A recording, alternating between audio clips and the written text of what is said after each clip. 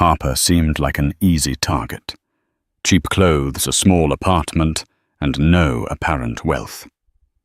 Beatrice and Victoria Montgomery spent 3 years treating their son's girlfriend like dirt, mocking her poverty, and even framing her for theft to ruin the relationship. But the Montgomerys made a fatal error.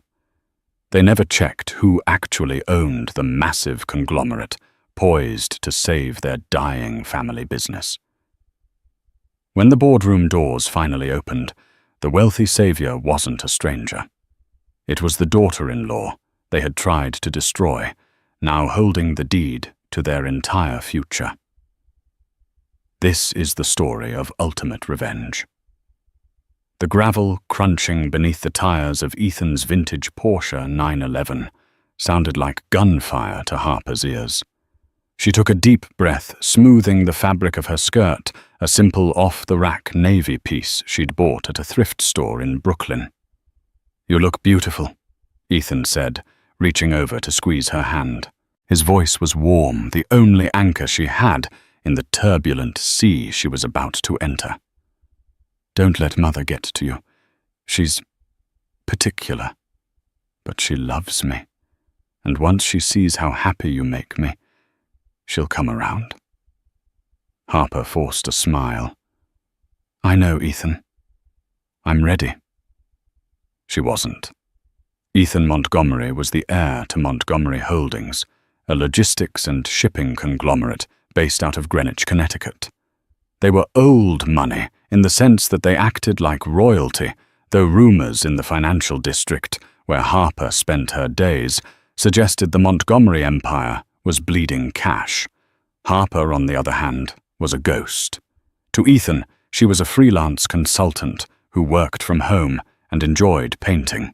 She lived in a modest apartment in Queens, drove a beaten-up Honda Civic, and never wore jewelry. What Ethan, and certainly his family, didn't know was that Harper Bennett was the maiden name of Harper Sterling. She was the founder and majority shareholder of Helios Capital, a private equity firm that had quietly acquired 40% of the logistics market on the East Coast. She was worth more than the entire Montgomery lineage combined. But after a lifetime of people befriending her for her net worth, she wanted to be loved for her. The car stopped in front of a sprawling Georgian manor. The columns loomed like judgment. Waiting at the door was Beatrice Montgomery. She wore a Chanel tweed suit that cost more than Harper's car.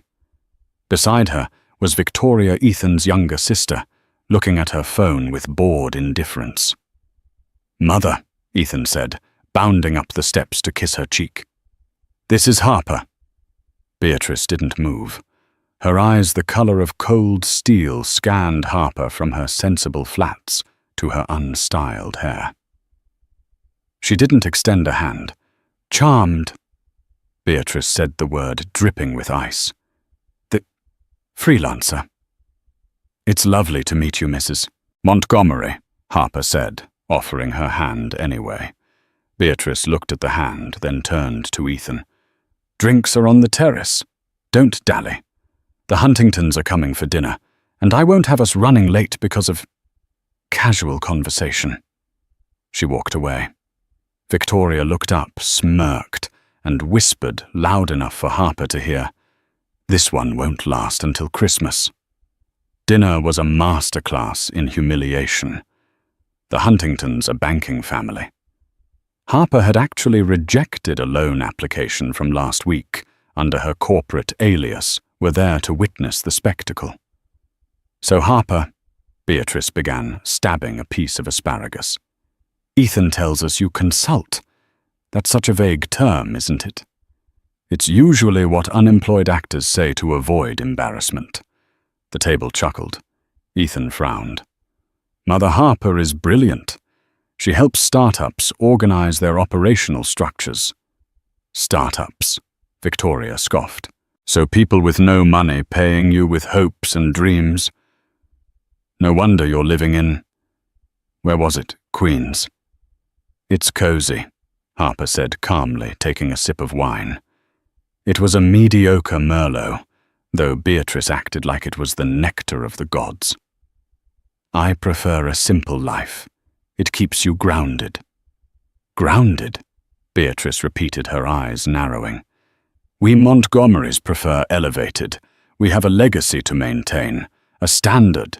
Ethan requires a partner who understands the complexities of our world. Gala's board members, the pressure of high society. I worry that a girl who buys her shoes at a discount bin might crack under the weight of a diamond tiara. Harper set her glass down. The insult was so petty it was almost funny. I think you'd be surprised what I can handle, Mrs. Montgomery. Pressure is relative. Is it? Beatrice leaned forward. Let me be clear, dear. Ethan is a Montgomery. He is destined for a merger, a marriage that strengthens this family. You are a placeholder. Enjoy the wine. It's likely the most expensive thing you've ever tasted. Ethan slammed his hand on the table. That is enough. Beatrice merely dabbed her mouth with a linen napkin. I'm just being realistic, darling. Someone has to be. Harper placed a hand on Ethan's arm to calm him. Inside, however, the gears were turning. She had checked Montgomery Holdings' financials earlier that day. They were leveraged to the hilt. They were desperate for a liquidity injection. They needed a savior. Keep pushing, Beatrice, Harper thought, masking a sharp smile with a sip of water. You have no idea who is sitting at your table. 6 months later, Ethan proposed. He did it in the park, where they had their first date with a hot dog in one hand and a vintage sapphire ring in the other.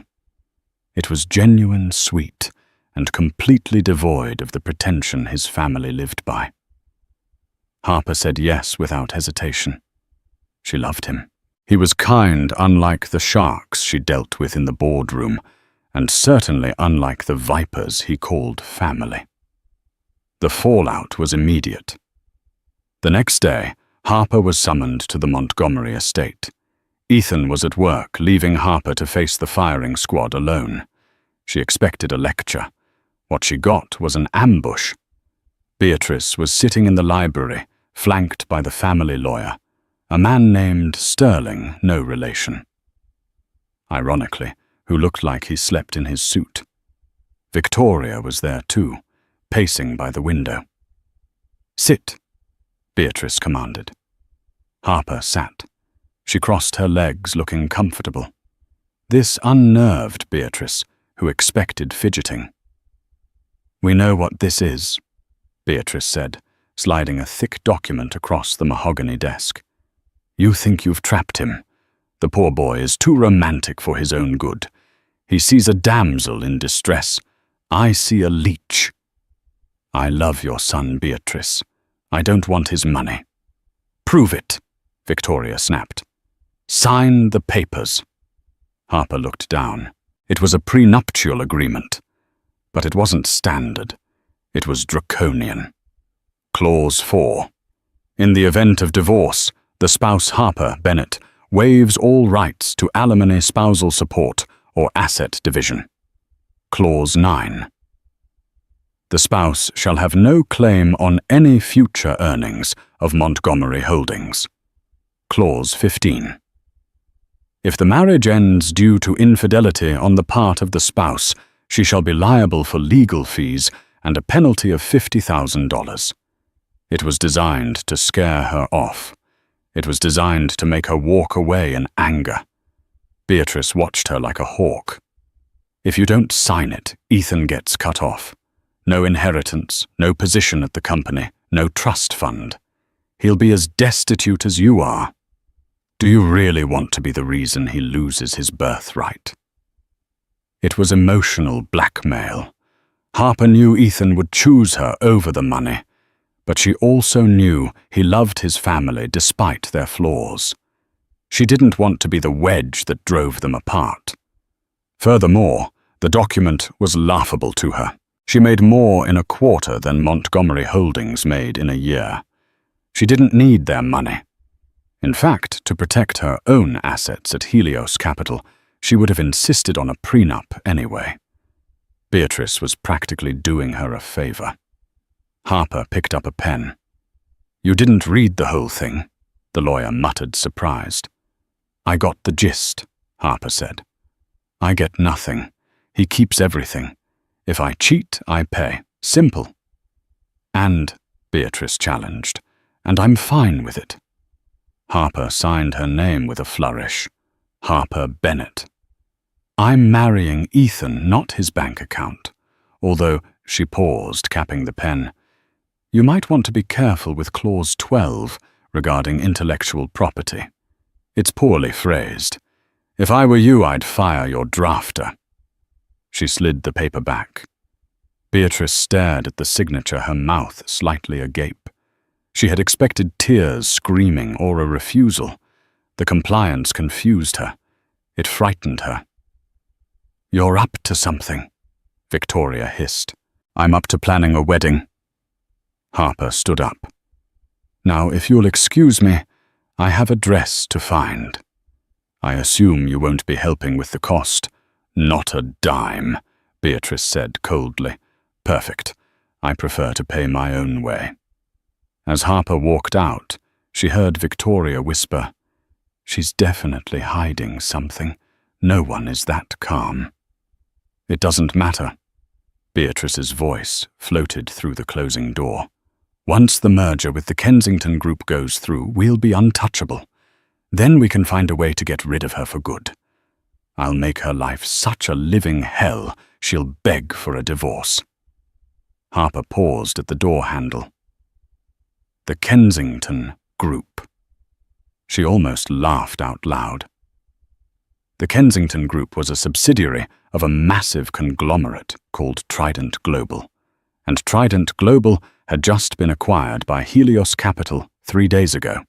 Harper effectively owned the company Beatrice was pinning her hopes on. She walked to her rusty Honda Civic, pulled out her burner phone, the one she used for high-level business, and dialed her COO David. "David R. Harper, I thought you were playing house today." "I am.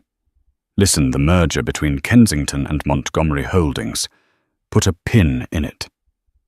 "A pin?" "The Montgomerys are desperate. They're calling every hour." "Let them call. Stall them. Tell them compliance is doing a deep dive on their family assets. Make them sweat." "You're the boss. Everything okay?" Harper looked back at the looming mansion. Everything is just getting started. The wedding should have been the happiest day of Harper's life. Beatrice made sure it was a disaster. Because Harper and Ethan were paying for the wedding themselves, since Harper refused to let Ethan touch his trust fund. If it meant Beatrice's control, they opted for a rustic, elegant ceremony at a vineyard in upstate New York. It was intimate and beautiful until the Montgomerys arrived. Beatrice wore white. It was a floor-length silk ivory gown that looked suspiciously like a wedding dress. She swept into the venue like a queen, claiming her throne with Victoria, trailing behind in a neon orange dress that clashed violently with the muted earthy color palette Harper had chosen. "Oh, Harper!" Beatrice cried out as she entered the bridal suite where Harper was having her makeup done. "Don't you look quaint? It's very farm girl chic. I suppose it fits your budget." Harper looked at Beatrice's dress in the mirror. "You're wearing white, Beatrice." "It's cream, darling, and it's vintage Dior.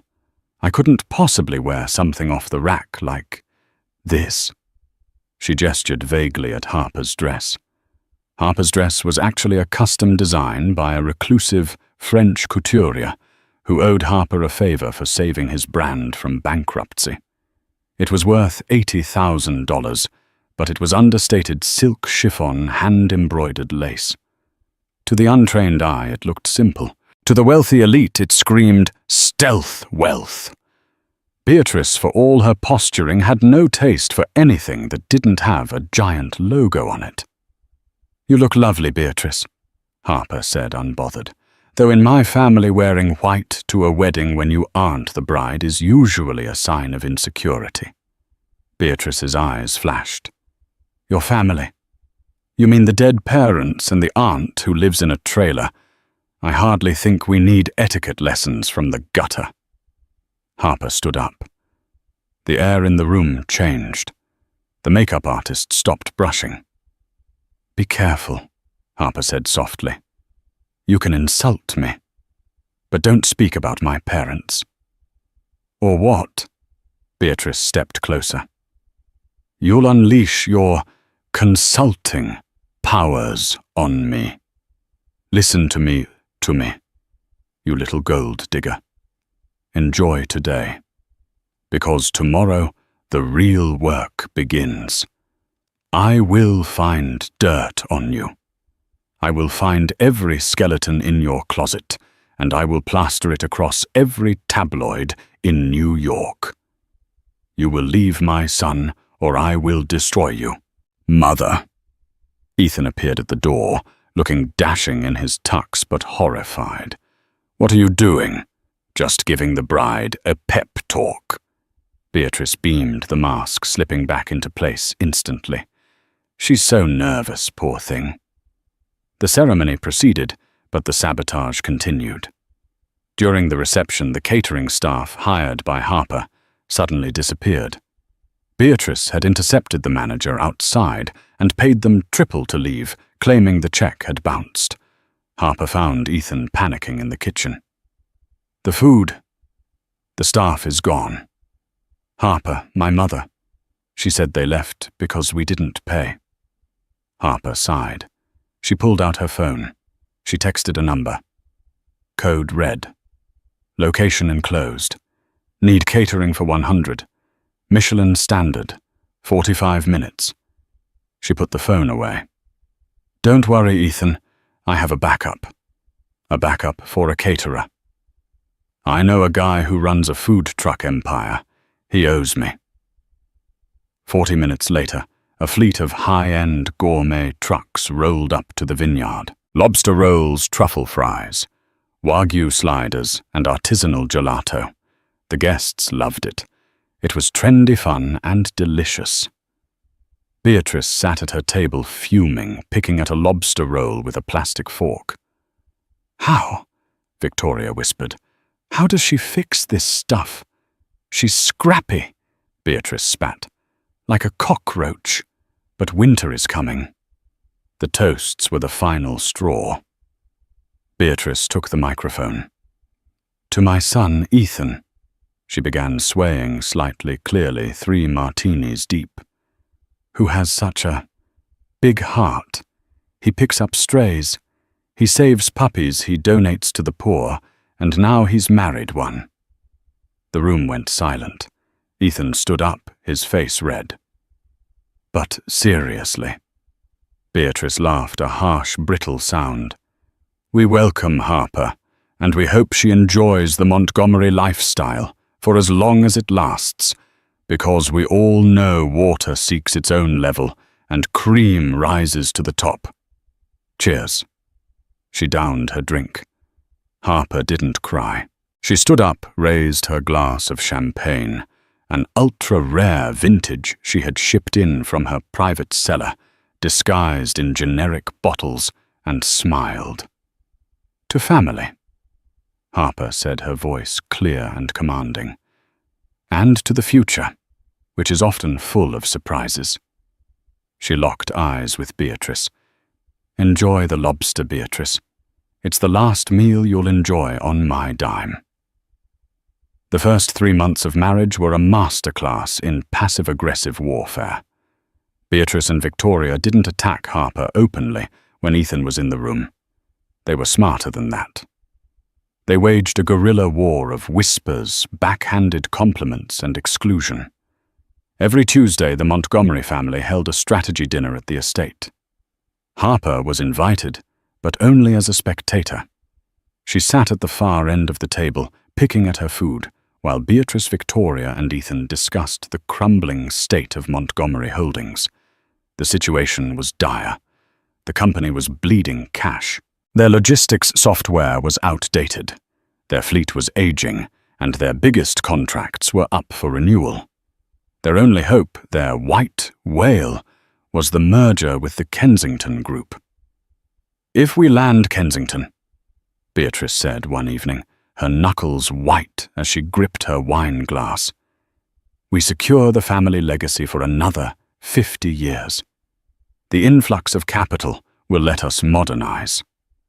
"We're close," Ethan said, looking exhausted, "but the due diligence phase is taking forever. The Kensington auditors are tearing us apart. They're asking for data we barely track. It's almost like they know exactly where our weak points are," Victoria muttered, shooting a suspicious glare at Harper. Harper chewed a piece of broccoli, hiding a smile. Of course, the auditors knew where the weak points were. Harper had told them exactly where to look. As the owner of the parent company that controlled Kensington, she wasn't going to buy a sinking ship without knowing how many holes were in the hull. "Harper," Beatrice said, suddenly her voice dripping with faux sweetness. "You're quiet, bored by adult conversation." "Not at all," Harper said. "Actually, I was thinking about your supply chain issues. If you switched to an automated tracking system in the Jersey warehouse, you could save 15% on overhead. I could sketch out a plan for you." Beatrice laughed. It was a cruel, barking sound. "Oh, bless your heart. Stick to your finger painting, dear. Leave the business to the professionals." "Mother," Ethan warned. "I'm just saying." Beatrice threw up her hands. "It's adorable that she thinks she understands logistics. It's like a golden retriever trying to do calculus." Harper set her fork down. "Sometimes the fresh perspective is the one that sees the solution, Beatrice. And sometimes," Beatrice hissed, leaning forward, "the fresh perspective is just a weed growing in a rose garden. Don't think I've stopped watching you, Harper. I know you're up to something. No one is this perfect." Beatrice decided that night that she couldn't wait for the marriage to fail naturally. She had to accelerate the process. She needed to frame Harper for something so egregious that even the loyal Ethan would turn his back on her. The opportunity came 2 weeks later at the Montgomery Annual Charity Gala. This was the event of the season. Senators, CEOs, and old money socialites gathered to drink overpriced champagne and pretend to care about the ocean. It was also where Beatrice planned to announce the imminent merger with Kensington to boost investor confidence. Harper arrived wearing a stunning emerald green gown. It was sleek, modern, and commanded attention. Beatrice, in her usual heavy brocade, looked like an upholstered armchair next to her. "You're late," Victoria snapped as Harper approached the VIP table. "Fashionably," Harper replied, kissing Ethan on the cheek. "Sorry, I had a conference call." "With who, the unemployment office?" Victoria sneered. "Something like that." The night seemed to go smoothly until the speeches concluded. Beatrice had just finished a speech about transparency and trust when chaos erupted near the cloakroom. "Stop her!" Beatrice's voice rang out across the ballroom.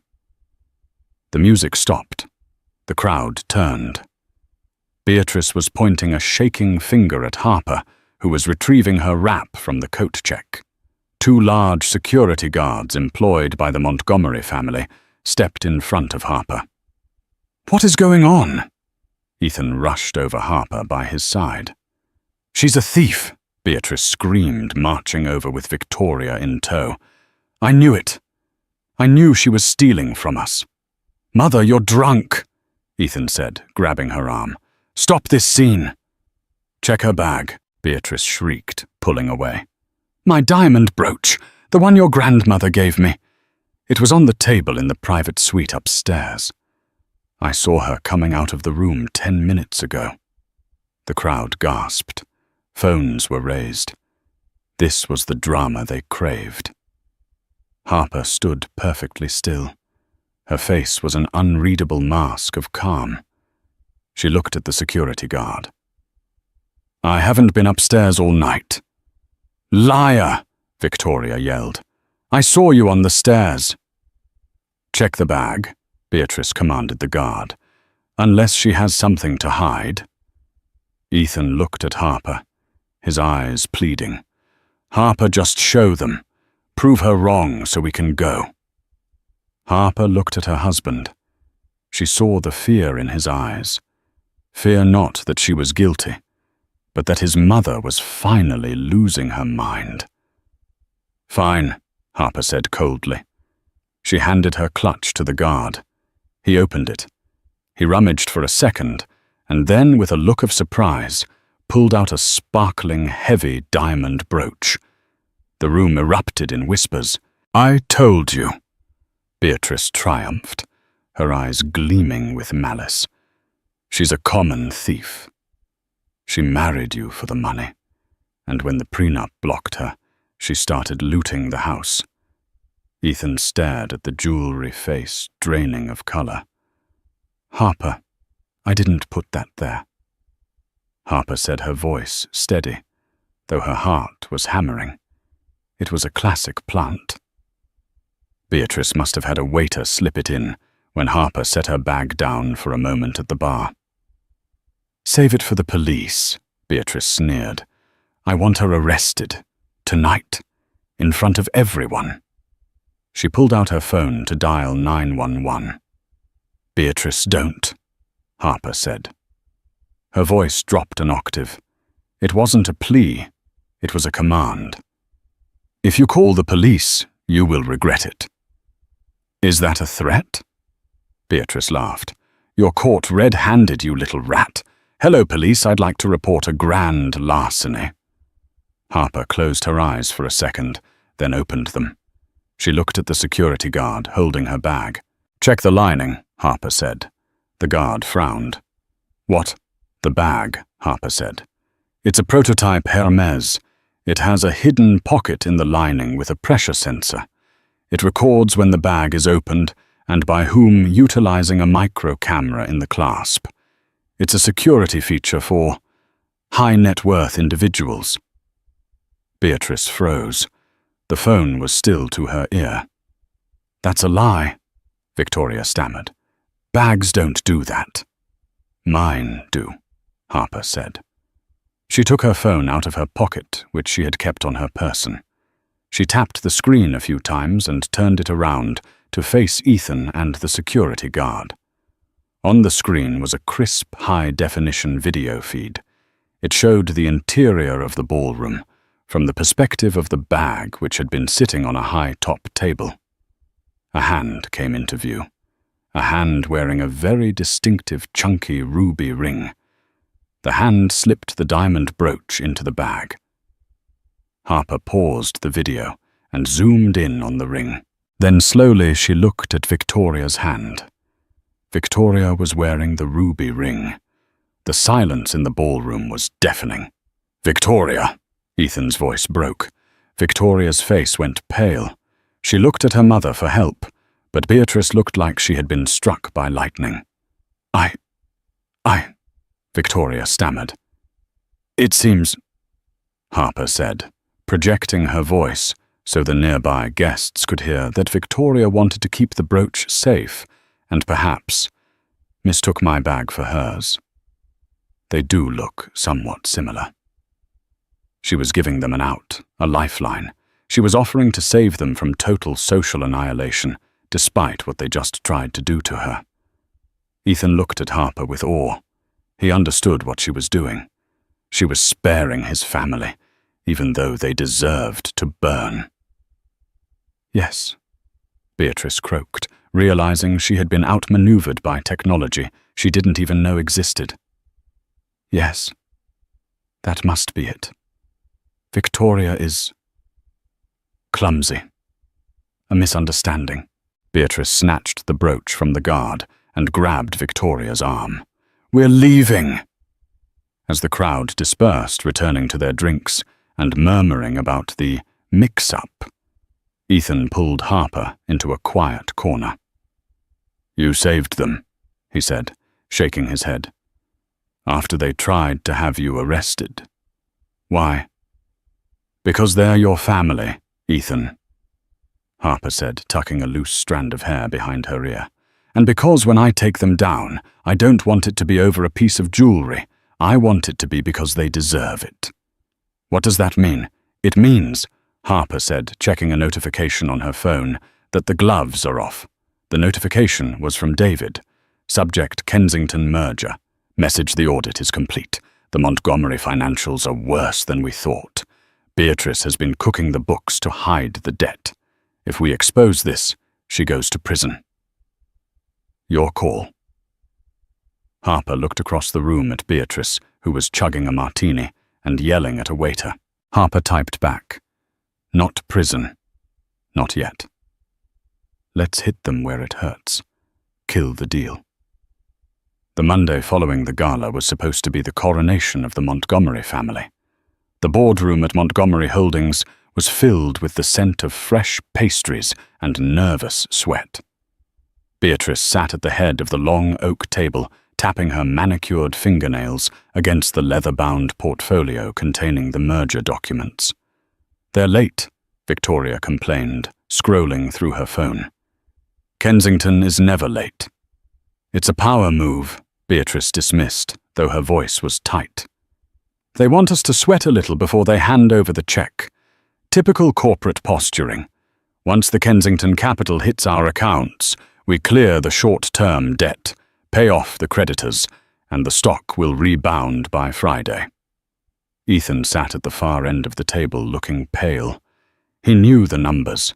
He knew that even with the merger, the company was on shaky ground. Without it, they were dead. Mother Ethan said quietly, If they don't sign, do we have a plan B? Beatrice glared at him. Plan B is for failures, Ethan. We are Montgomerys. We don't fail. At that exact moment, the double doors opened. It wasn't the Kensington delegation. It was Mr. Sterling, the family lawyer, looking like he had just seen a ghost. He was holding a single sheet of paper. Beatrice Sterling, said, his voice trembling. We just received a secure communique from the Kensington Group. Well?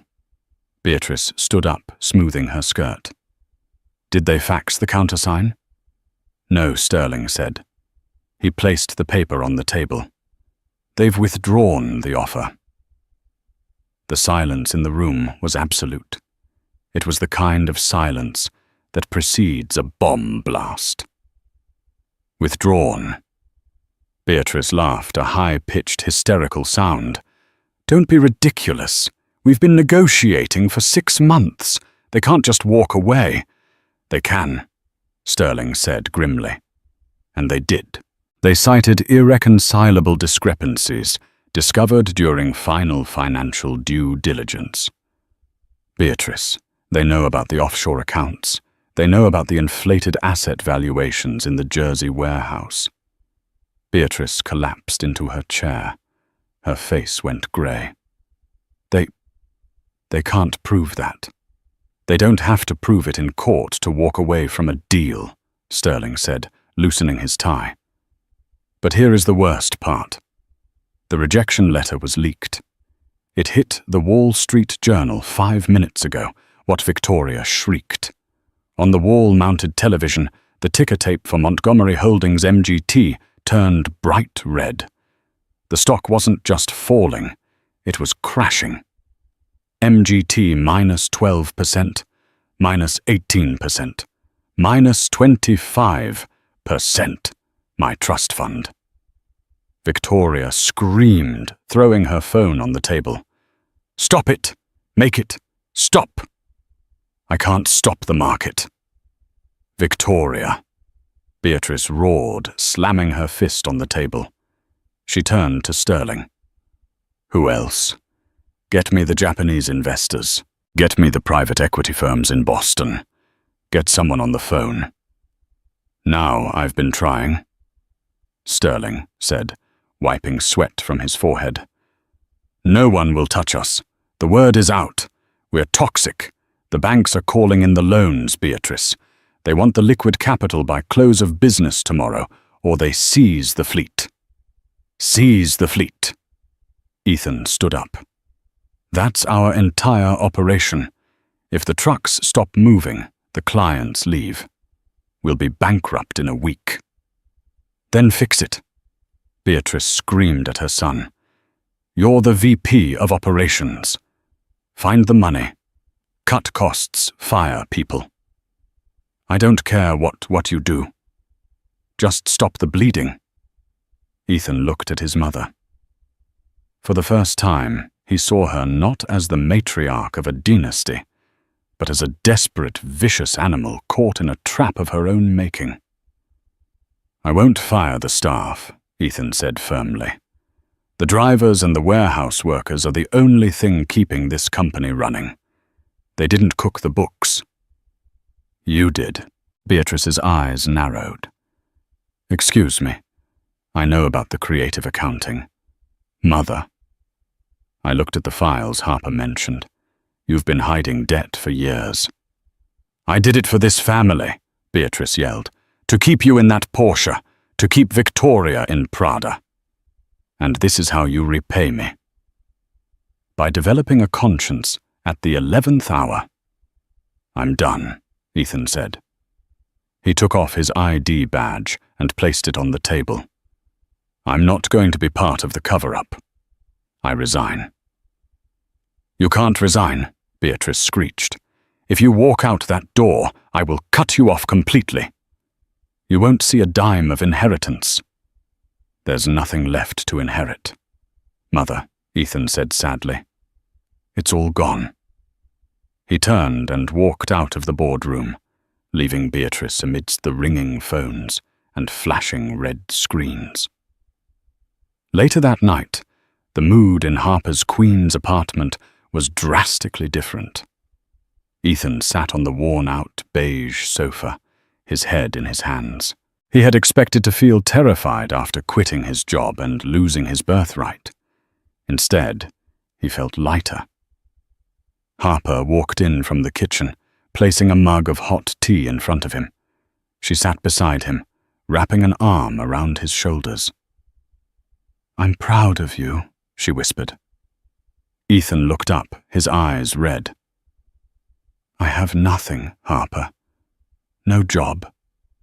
No money. They're going to seize my car next week.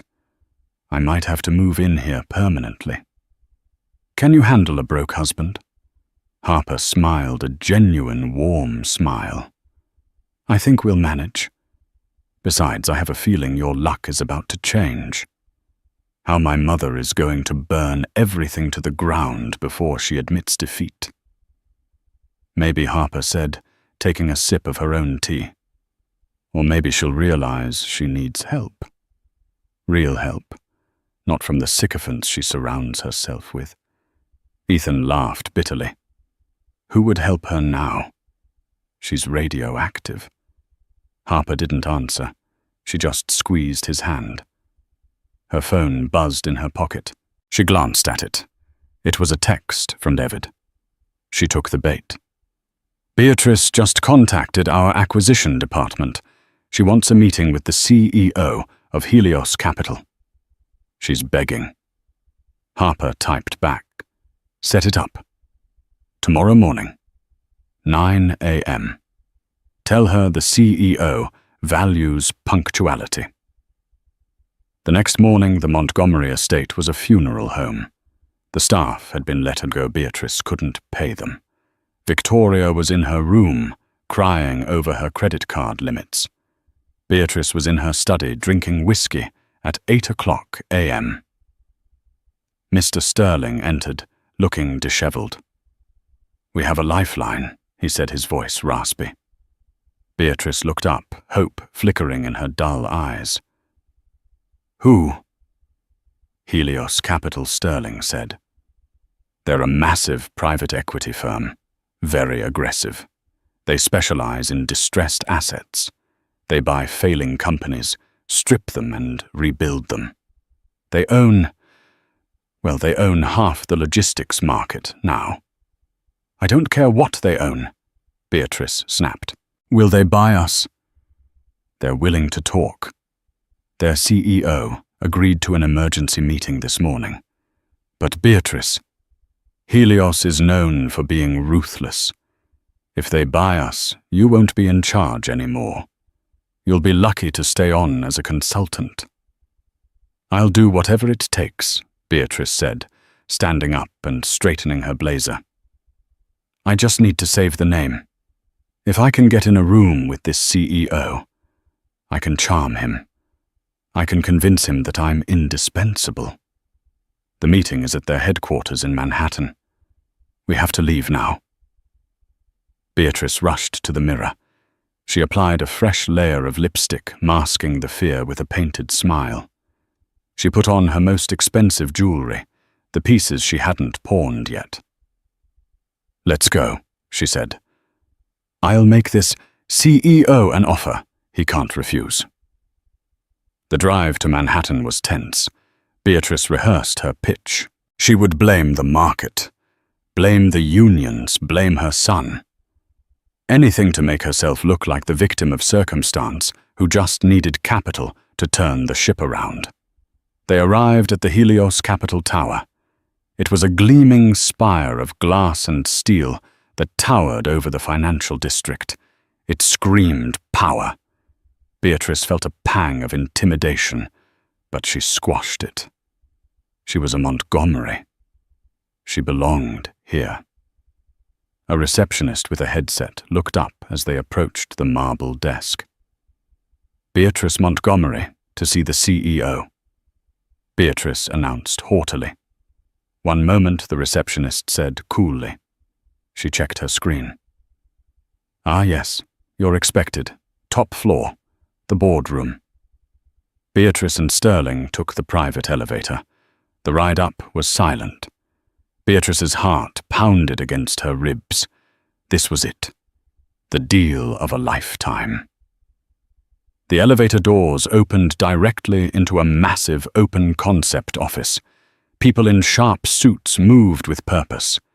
The energy was electric. An assistant led them to a set of double frosted glass doors at the end of the hall.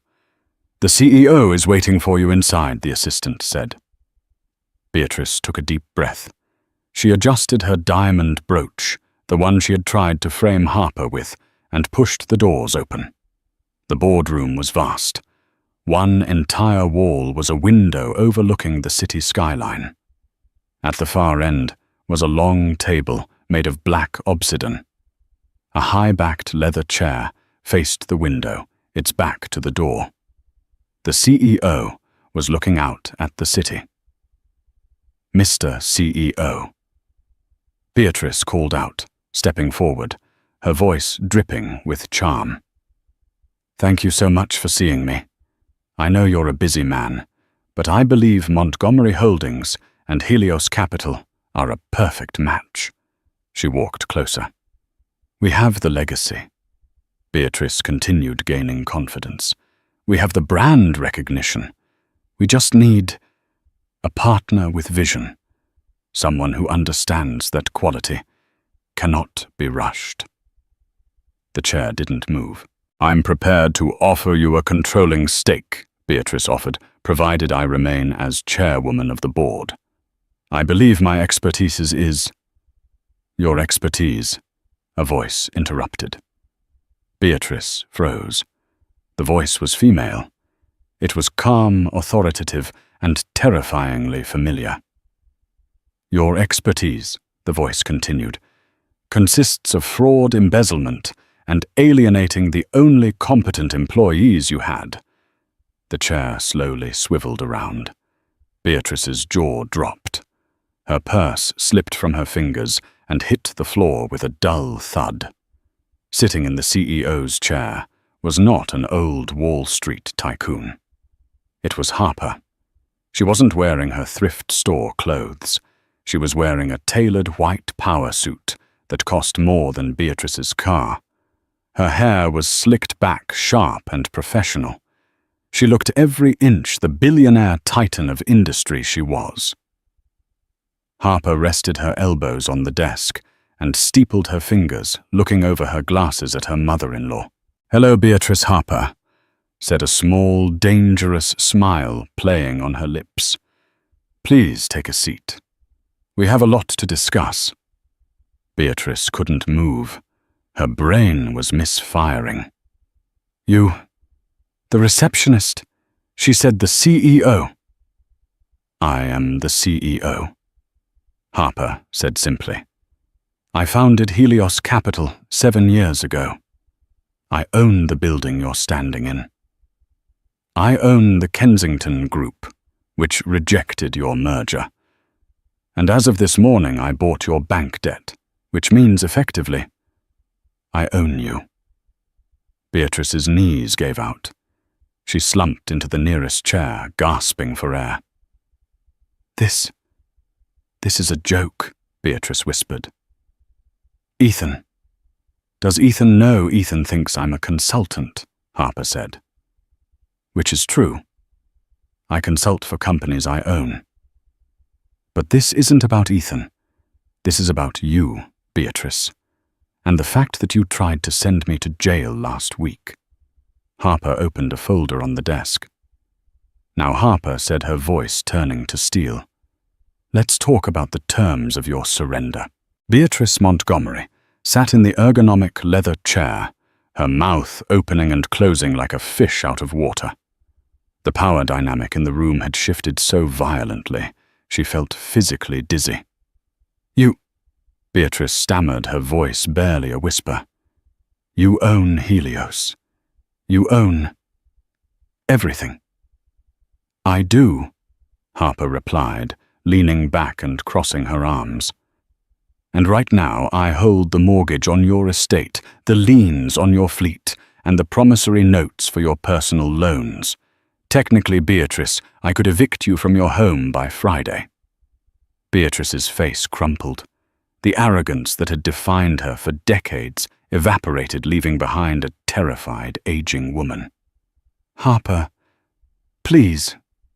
We're family." "Family?" Harper raised an eyebrow. "Is that what we are?" Family doesn't force a bride to sign a prenup designed to leave her destitute. Family doesn't humiliate her at dinner parties. And family certainly doesn't plant stolen jewelry in her bag to have her arrested. "Mr." Sterling the lawyer looked between the two women, terrified. He quietly closed his folder. "Mrs. Bennet." "Miss Sterling, if you own the debt, you control the board. What are your terms?" Harper slid a thick document across the obsidian desk. It landed with a heavy thud in front of Beatrice. "This is the acquisition agreement," Harper said. "Helios Capital will acquire 100% of Montgomery Holdings. We will absorb the debt and inject the necessary capital to save the business operations. The drivers keep their jobs. The warehouse workers get a raise.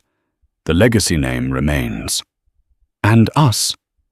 Beatrice asked, her hand trembling as she reached for the pen.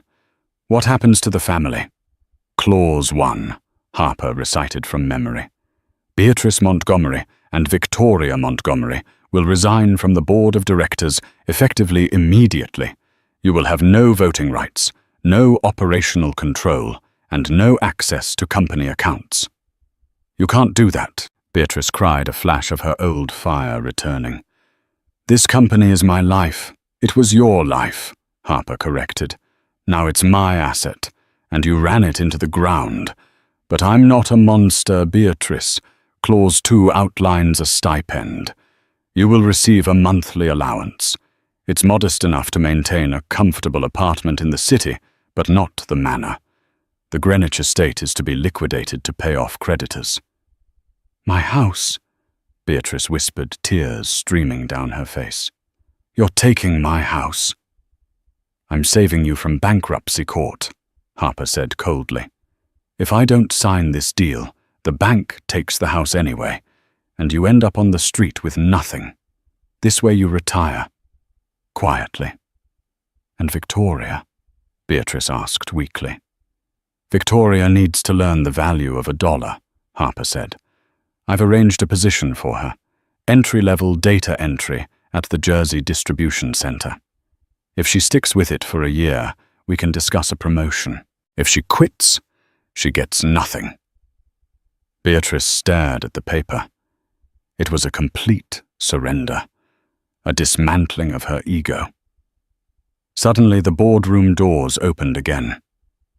Harper. Ethan stood in the doorway. He looked confused, holding a guest pass. David called me.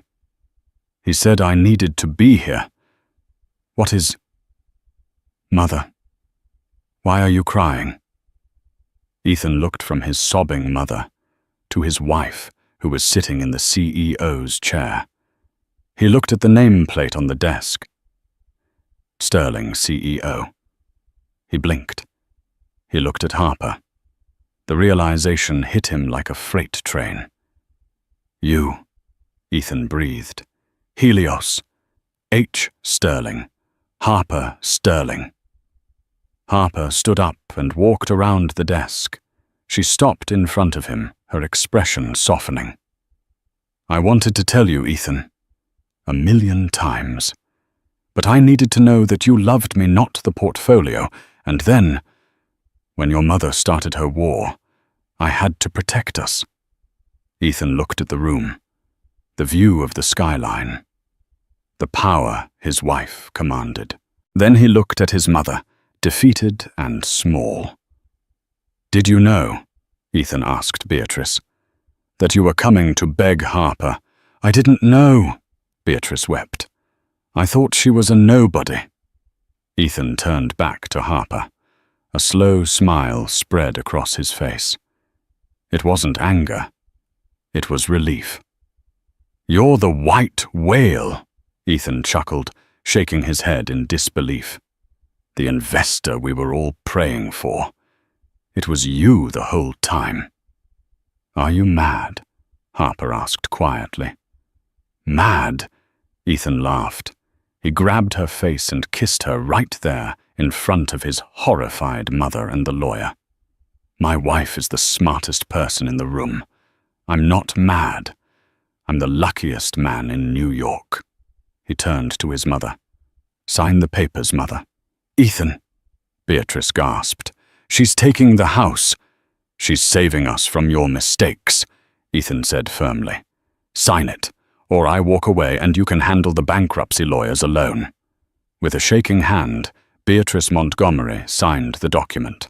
She signed away her power, her pride, and her prejudice. Done, Harper said, taking the papers back and handing them to Sterling. David will show you out. Security will escort you to the estate to pack your personal effects. You have 48 hours. Harper, Beatrice pleaded, standing up unsteadily. Can't we just start over Sunday dinner? Harper looked at the woman who had called her a leech, a gold digger, and a thief.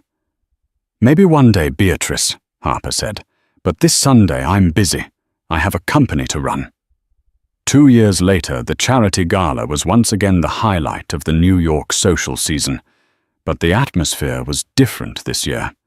It wasn't stuffy or pretentious. It was vibrant. Harper stood on the balcony, overlooking the ballroom, a glass of sparkling water in her hand. She wore a simple, elegant black dress. No diamonds, no flash. She didn't need them. Everyone in the room knew exactly who she was. Harper, she turned to see Ethan walking toward her, carrying a sleeping toddler in his arms. Their son Leo was fast asleep, his head resting on Ethan's tuxedo shoulder. He refused to go down for the nanny. Ethan smiled, kissing the top of the boy's head. He wanted his dad. Ethan was no longer the stressed, beaten-down VP of a failing company. He was now the director of philanthropy for Helios Capital. He spent his days managing non-profit initiatives, building schools and organizing green energy projects. He had never been happier. He's spoiled, Harper teased, touching Leo's cheek. He's a Montgomery. Ethan grinned. We have strong wills. Speaking of which, he gestured to the floor below, Weaving through the crowd with a tray of champagne flutes was a woman in a caterer's uniform. She looked tired, her feet clearly aching, but she was working efficiently. It was Victoria. She had lasted 3 months in data entry before quitting in a huff. But after 6 months of being cut off with her credit cards declined, and her friends abandoning her reality had set in. She had come back to Harper begging for a job. Harper gave her one with the catering company Helios owned. Victoria looked up, saw Harper and Ethan on the balcony, and paused. For a moment there was a flash of the old envy. But then she just nodded respectfully and went back to work. She was earning her own money for the first time in her life. It was humbling, but it was making her human. "And Mother?" Harper asked. "She's in Florida," Ethan said, "living in that condo you bought her. She complains about the humidity every time we call, and she hates the bingo nights, but she sounds healthier. Less toxic. She actually asked about Leo yesterday." "That's progress." Harper smiled. The DJ transitioned into a slow song. The room swayed. Harper looked out at the empire she had built. She had saved the family business, humbled the tyrants, and built a life based on truth and hard work. She thought back to that first dinner where Beatrice had called her a placeholder. "I'm not a placeholder," Harper thought, leaning into her husband's side. "I'm the foundation." "You know," Ethan whispered, looking at the city lights. "They said you married me for the money." Harper laughed, a rich, genuine sound. "I know. Funny how things work out." "So," Ethan asked, "what's the next acquisition?" Harper looked at her husband and her sleeping son. She took a sip of her water and smiled. "Nothing," she said. "I have everything I need right here." And that is how Harper turned the tables. She didn't just get revenge. She completely restructured their reality. Beatrice wanted a wealthy daughter-in-law, and she got one. She just didn't realize that the woman she was bullying was the one signing her paychecks. It's a brutal lesson. Never judge someone by their shoes, and never assume kindness is weakness. Beatrice learned the hard way that when you try to dig a grave for someone else, you usually end up falling in yourself. So what do you think? Was Harper too harsh by taking the house and forcing Victoria to work catering? Or did the Montgomerys get exactly what they deserved? Let me know in the comments below. I read every single one. If you enjoyed this story of corporate justice, please smash that like button, share this with a friend who loves a good revenge story, and subscribe with notifications on so you never miss the next drama. Thanks for watching, and see you in the next one.